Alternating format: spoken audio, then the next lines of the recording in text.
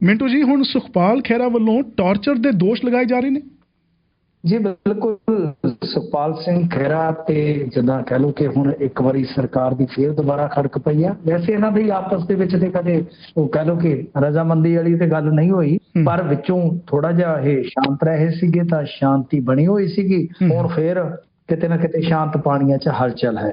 ਸੁਖਪਾਲ ਸਿੰਘ ਖਹਿਰਾ ਹੋਰਾਂ ਨੇ ਇੱਕ ਟਵੀਟ ਕੀਤਾ। ਟਵੀਟ ਕਰਕੇ ਉਹਨਾਂ ਨੇ ਸੀਐਮ ਭਗਵੰਤ ਮਾਨ ਦੇ ਇਸ਼ਾਰੇ ਤੇ ਜੋ ਸਵਪਨ ਸ਼ਰਮਾ ਹੈ, ਉਹ ਬਹੁਤ ਵੱਡਾ ਅਫਸਰ ਹੈ, ਬੜਾ ਮੰਨਿਆ ਪ੍ਰਮੰਨਿਆ ਅਫਸਰ ਹੈ ਜੀ, ਕਹਿ ਰਹੇ ਆ ਕਿ ਉਹ ਮਹਿਜ਼ ਕਿਰਾਏ ਦੇ ਫੌਜੀਆਂ ਦੀ ਤਰ੍ਹਾਂ ਵਿਹਾਰ ਕਰ ਰਹੇ ਆ ਉਹਨਾਂ ਦੇ ਨਾਲ। ਮਤਲਬ ਉਹ ਕਹਿ ਰਹੇ ਆ ਕਿ 72 ਸਾਲਾਂ ਮੇਰੀ ਸਿਸਟਰ ਨੂੰ ਵੀ ਉਹਨਾਂ ਨੇ ਇੱਕ ਅਪਰਾਧਿਕ ਕੇਸ ਦੇ ਵਿੱਚ ਨਾਮਜ਼ਦ ਕਰ ਦਿੱਤਾ ਹੈ ਤੇ ਇਸ ਤੋਂ ਇਲਾਵਾ ਬਦਲੇ ਦੀ ਭਾਵਨਾ ਦੇ ਨਾਲ ਮੁਸਲਸਲ ਲਗਾਤਾਰ ਉਹ ਕੰਮ ਕਰ ਰਹੇ ਆ।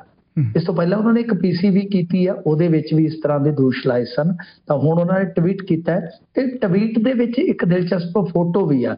ਫੋਟੋ ਹੈ ਗੋਲਡੀ ਕੰਬੋਜ ਦੀ, ਜਿਹੜਾ ਇਹਨਾਂ ਦਾ ਹੀ ਵਿਧਾਇਕ ਹੈ। ਤਾਂ ਉਹਦੇ ਬਾਬਤ ਲਿਖਿਆ ਹੋਇਆ ਹੈ ਕਿ ਆਹ ਦੇਖ ਲਓ, ਇਸ ਵਿਧਾਇਕ ਨੇ, ਜਿਹੜਾ ਮੌਜੂਦਾ ਵਿਧਾਇਕ ਹੈ, ਕਿਸੇ ਸਮੇਂ ਖੁਦ ਸਵਪਨ ਸ਼ਰਮਾ ਤੇ ਦੋਸ਼ ਲਾਏ ਸਨ ਜੀ।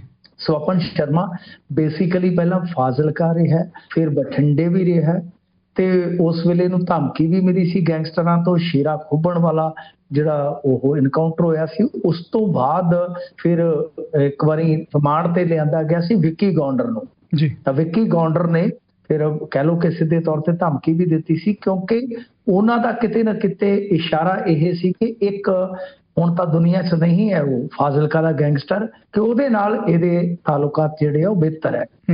ਤਾਂ ਇਸ ਤਰ੍ਹਾਂ ਸਵਪਨ ਸ਼ਰਮਾ ਨੇ ਹੁਣ ਇਸ ਮਾਮਲੇ ਦੇ ਵਿੱਚ ਕੋਈ ਰਿਐਕਸ਼ਨ ਨਹੀਂ ਦਿੱਤਾ ਹੁਣ ਤੱਕ, ਪਰ ਇਹ ਵੱਡੇ ਦੋਸ਼ ਲਾਏ ਸੁਖਪਾਲ ਸਿੰਘ ਖਹਿਰਾ ਨੇ ਕਿ ਸਾਨੂੰ ਟਾਰਚਰ ਕੀਤਾ ਜਾ ਰਿਹਾ ਜੀ। ਤੇ ਮਿੰਟੂ ਜੀ, ਹੁਣ ਜਿਹੜੇ ਭਾਰਤ ਗੱਠਜੋੜ ਦੇ ਮੈਂਬਰ ਨੇ, ਉਹਨਾਂ ਨੇ ਰਾਜਪਾਲ ਨਾਲ ਮੀਟਿੰਗ ਕਰਨੀ ਹੈ ਜਾ ਕੇ।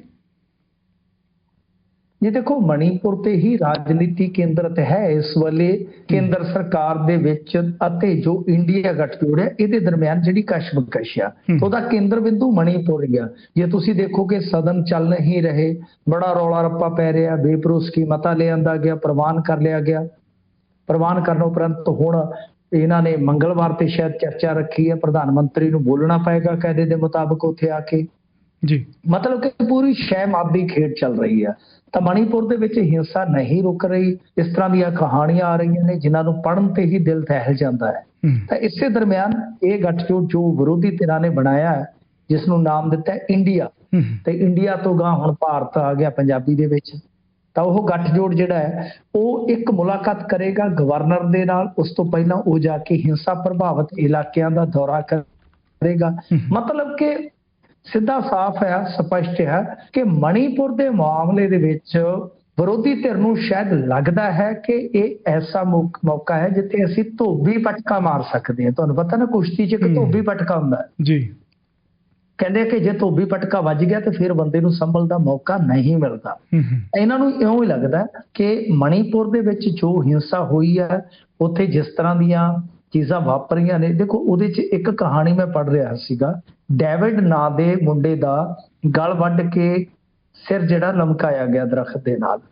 ਤਾਂ ਉਹਦੇ ਵਿੱਚ ਕੀ ਹੈ ਕਿ ਉਹ ਜਿਹੜੇ ਉਹਦੇ ਵਾਰਿਸ ਨੇ, ਪੀੜਤ ਪਰਿਵਾਰ ਆ, ਉਹ ਖੁਦ ਦੋਸ਼ ਲਾ ਰਹੇ ਆ ਕਿ IRB ਮਣੀਪੁਰ ਪੁਲਿਸ ਦੇ ਕਮਾਂਡੋ ਉਹ ਸਾਰੇ ਸ਼ਾਮਲ ਸਨ।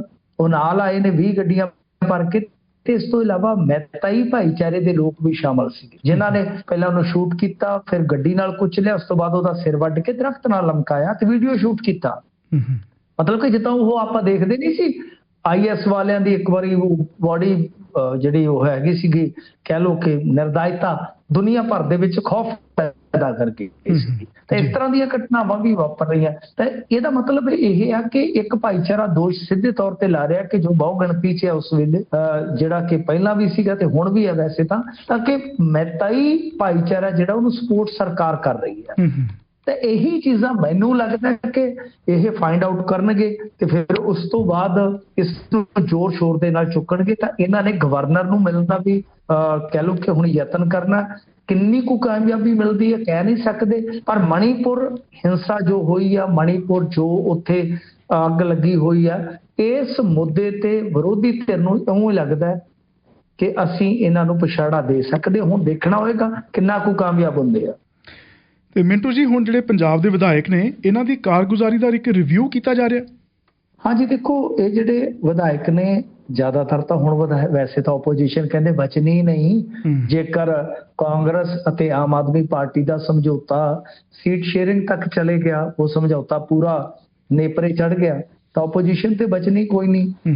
ਪਰ ਗੱਲ ਇਹ ਹੈ ਕਿ ਜ਼ਿਆਦਾਤਰ ਜਿਨ੍ਹਾਂ ਦੇ ਵਿਧਾਇਕ ਆ ਤਾਂ ਫੀਡਬੈਕ ਫਿਰ ਉਹਨਾਂ ਦੀ ਜਾਏਗੀ ਕਿ ਹਾਂ ਬਾਈ ਕੀ ਕਰਦੇ ਆ, ਕੀ ਨਹੀਂ ਕਰਦੇ, ਕਿਸ ਤਰ੍ਹਾਂ ਦਾ ਹਿਸਾਬ ਕਿਤਾਬ ਆ। ਤੇ ਦੱਸਦੇ ਇਹ ਆ ਕਿ ਆਮ ਆਦਮੀ ਪਾਰਟੀ ਦੀਆਂ ਟੀਮਾਂ ਜਿਹੜੀਆਂ ਉਹ ਸੂਹ ਲੈ ਰਹੀਆਂ। ਇਹਨਾਂ ਨੂੰ ਆਪਾਂ ਕਹਿ ਲਈਏ ਕਿ ਸੂਈਆ ਟੀਮਾਂ ਹੀ ਹੁੰਦੀਆਂ, ਸੂਹ ਲਾਉਣੀ, ਕਿ ਬਾਈ ਕਿਹੜੇ ਬੰਦੇ ਦੀ ਫੀਡਬੈਕ ਪੋਜ਼ਿਟਿਵ ਹੈ, ਕਿਹੜੇ ਬੰਦੇ ਦੀ ਫੀਡਬੈਕ ਨੈਗੇਟਿਵ ਹੈ। ਉਸ ਆਧਾਰ ਤੇ ਫਿਰ ਟਿਕਟਾਂ ਦੀ ਵੰਡ ਦੇ ਵਿੱਚ ਪੱਤਾ ਕੱਟਿਆ ਜਾਊਗਾ ਜਾਂ ਪੱਤਾ ਰੱਖਿਆ ਜਾਊਗਾ ਜੀ। ਤੇ ਲੁਧਿਆਣੇ ਦੇ ਵਿੱਚ ਦੱਸਦੇ ਆ ਕਿ ਇਹਨਾਂ ਦੀ ਟੀਮ ਪਹੁੰਚੀ ਆ। 9 ਵਿਧਾਨ ਸਭਾ ਸੀਟਾਂ ਦੇ ਬਲਾਕ ਪ੍ਰਧਾਨ ਉਹ ਸਾਰੇ ਬੁਲਾਏ ਗਏ ਨੇ। ਉਹਨਾਂ ਤੋਂ ਫੀਡਬੈਕ ਲਈ ਜਾ ਰਹੀ ਹੈ ਕਿ ਹਾਂ ਬਈ ਤੁਸੀਂ ਸੰਤੁਸ਼ਟ ਹੋ, ਤੁਹਾਨੂੰ ਇਸ ਗੱਲ ਦੀ ਤਸੱਲੀ ਹੈ ਕਿ ਤੁਹਾਡਾ ਵਿਧਾਇਕ ਗੱਲ ਸੁਣਦਾ ਹੈ, ਇਲਾਕੇ ਦੇ ਵਿੱਚ ਕੰਮ ਕਰਾਉਂਦਾ ਹੈ, ਜਾਂ ਜੋ ਤਮਾਮ ਜ਼ਿੰਮੇਵਾਰੀਆਂ ਨੇ ਉਹਦੀਆਂ ਉਹਨਾਂ ਦਾ ਨਿਰਵਾਹ ਕਰਦਾ ਹੈ। ਤਾਂ ਇਹਦੇ ਵਿੱਚ ਹੁਣ ਦੇਖੋ ਗੱਲ ਕੀ ਹੈ ਕਿ ਇਹ ਸਾਰੀ ਖੁਫੀਆ ਜਾਣਕਾਰੀ ਹੁੰਦੀ ਆ।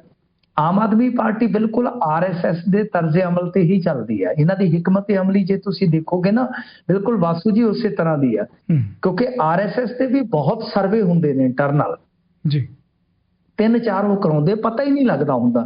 ਤਾਂ ਇਸ ਤਰ੍ਹਾਂ ਇਹਨਾਂ ਦੀਆਂ ਵੀ ਹੁਣ ਜੇ ਤੁਸੀਂ ਗਤੀਵਿਧੀਆਂ ਦੇਖੋਗੇ, ਇਹਨਾਂ ਦੇ ਵੀ 2 ਜਾਂ 3 ਇਸ ਤਰ੍ਹਾਂ ਦੇ ਸਰਵੇ ਹੋ ਜਾਂਦੇ ਆ ਜਿਹਦੇ ਚੋਂ ਫੀਡਬੈਕ ਆਪਦੇ ਬੰਦਿਆਂ ਤੋਂ ਲਈ ਜਾਂਦੀ ਆ ਜਾਂ ਗਲੀ ਗੁਆਂਢ ਤੋਂ ਲਈ ਜਾਂਦੀ ਆ।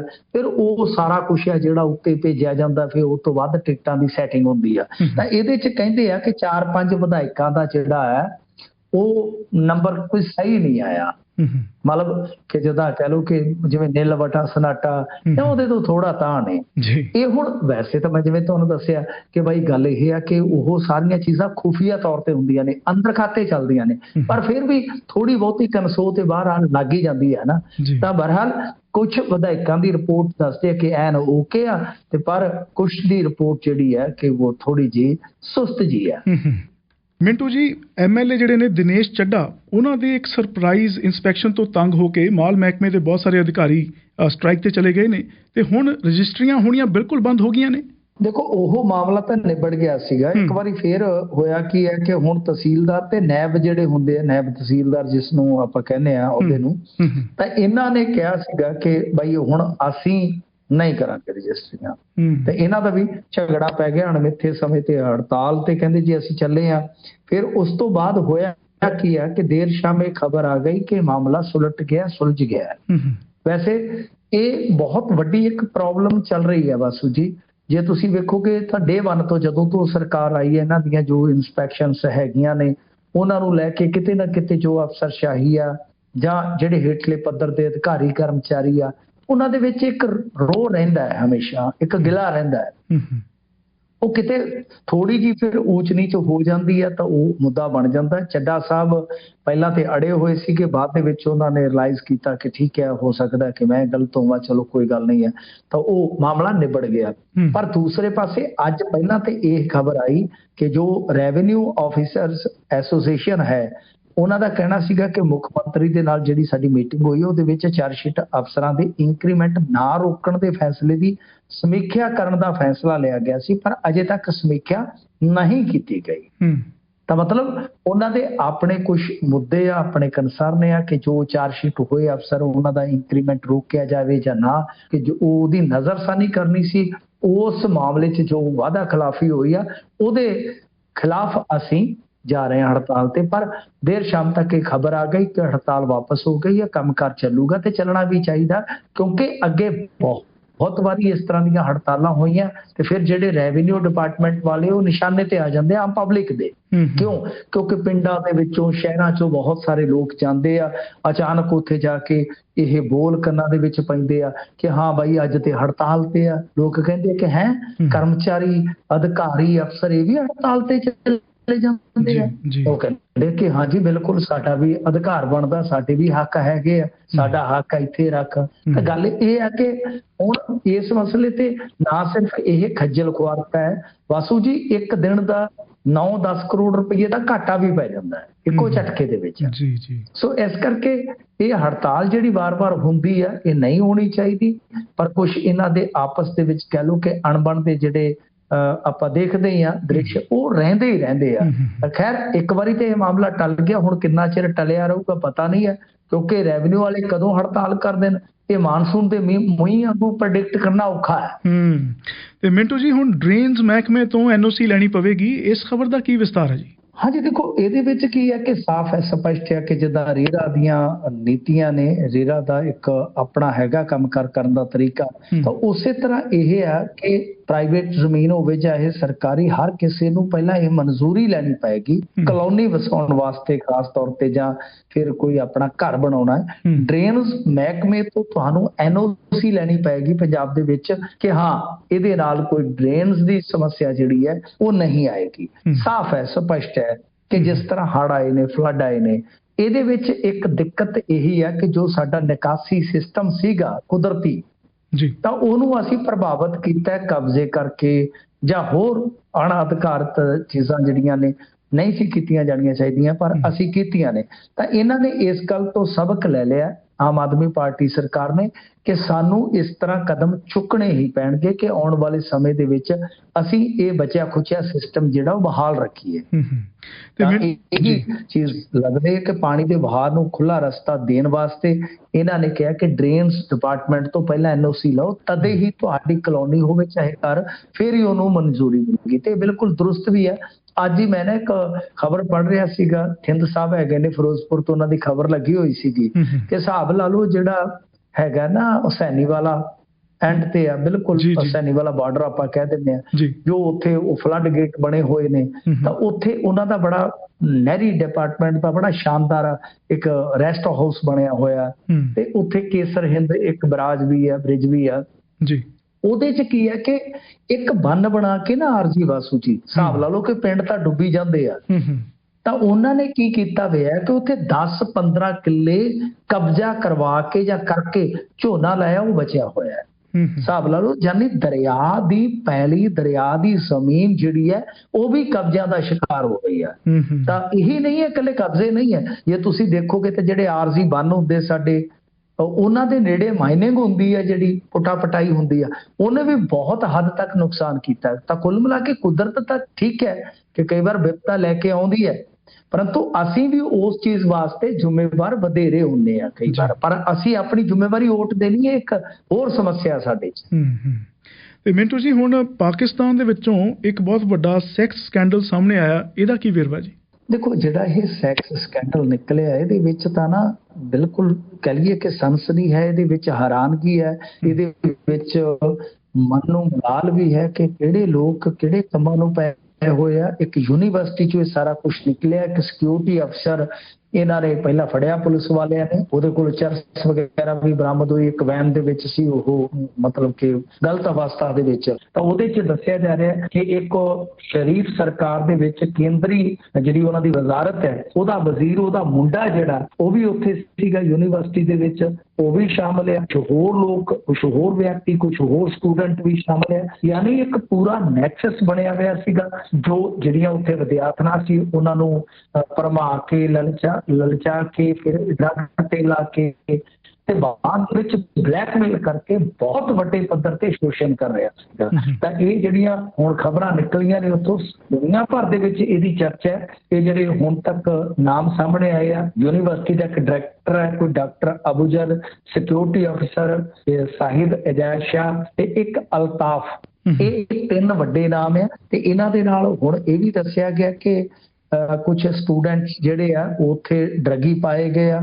ਤਕਰੀਬਨ 100-125 ਸਟੂਡੈਂਟ ਤਾਂ ਹੁਣ ਤੱਕ ਪੁਸ਼ਟੀ ਹੋ ਚੁੱਕੀ ਆ। ਯਾਨੀ ਬਹੁਤ ਹੀ ਵੱਡੇ ਪੱਧਰ ਤੇ ਇਹ ਸੈਕਸ ਸਕੈਂਡਲ ਨਿਕਲਿਆ।